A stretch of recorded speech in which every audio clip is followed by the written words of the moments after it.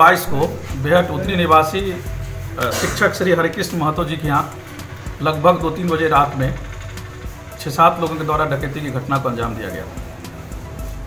संयोग से मैं भी उस दिन ऑन रोड था। घटना की सूचना के तुरंत बाद ही हम लोग वहाँ पहुँचे। थानाध्यक्ष पुरुषोत्तम कुमार भी, इंस्पेक्टर साहब, सब लोग दल बदल के साथ वहाँ पहुँचे। इंक्वायरी की गई। गिरीश स्वामी के द्वारा लगभग जो भी बताया गया, जो भी लूट की गई थी, जो भी हथियार के द्वारा उनको बांध करके लूटा गया था, डकैती की गई थी। 3 लोग थे, ये इनकी वाइफ और एक छोटे बच्चे। एसपी साहब के द्वारा एक टीम का गठन किया गया। लगातार टीम सक्रिय थी। हम लोग तकनीकी शाखा और अन्य गुप्तचर के थ्रू काम कर रहे थे और आज लगभग चौथे या 5वें दिन इसमें बिल्कुल सही नतीजे पर हम लोग पहुंच चुके हैं।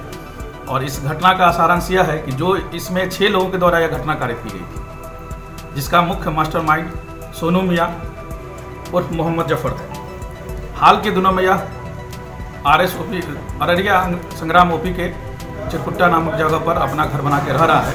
मूलतः यह बिहार शरीफ का रहने वाला है और वहाँ पर कई सारे कांड, लगभग 20 से 25 कांड उस पर दर्ज हैं और उसके काम करने का मोडस ऑपरेंडी भी यही रहा है। वहाँ से भाग करके यह यहाँ शिफ्ट कर गया और यहाँ पर इस तरह के घटनाओं को बिहार के कई जिलों में अंजाम दे चुका है। इस घटना से जब कुछ दिन पहले 16/11/22 को नवादा में भी यही घटना घटी थी। वहाँ भी डकैती की घटना घटी। मुफस्सिल थाना 326/22 दर्ज किया गया। 395 में भी डकैती की घटना भी वहाँ भी दर्ज की गई थी। वहाँ की टीम भी लगी हुई थी और हम लोग भी लगे हुए थे।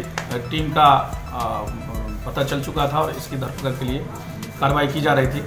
और जब इसका हम लोग को पता चला कि कौन कहाँ है, इस संदर्भ में एक टीम गठित करके SHO RSOP पुरुषोत्तम कुमार को भेजा गया अन्य मेंबर के साथ, जिसके तहत नवादा पुलिस से भी संपर्क किया गया, जहां इस ग्रुप के 2 लोगों की अरेस्टिंग, उनके जो पुराने केस थे 16 को जो घटना थी उसमें 2 लोगों का, जिसमें 2 लोग हैं मुकेश और दिवाकर, और उनके द्वारा यह एडमिट किया गया कि जस्ट वो मधुबनी करके यहाँ लौटे हैं और पुलिस उनके पीछे पड़ी थी, तो इसलिए वो भाग रहे थे। यह इनका कई पुराना आपराधिक इतिहास है इसी तरह काम करने का।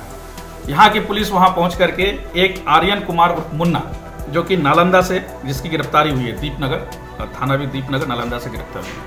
जो यहाँ की टीम गई थी वो नवादा, नालंदा और मधुबनी तीनों जगह रेड हुआ, जिसमें एक आदमी हमारे टीम के द्वारा अरेस्ट किया गया और 2 आदमी को नवादा पुलिस के द्वारा अरेस्ट किया गया। 6 आदमी का नाम बिल्कुल क्लियर है, जो आपके पास भी हमने प्रेस विज्ञप्ति में दिया है। इसमें आगे की कार्रवाई हम लोग करेंगे, जो लीगल एक्शन है वारंट कुर्की की।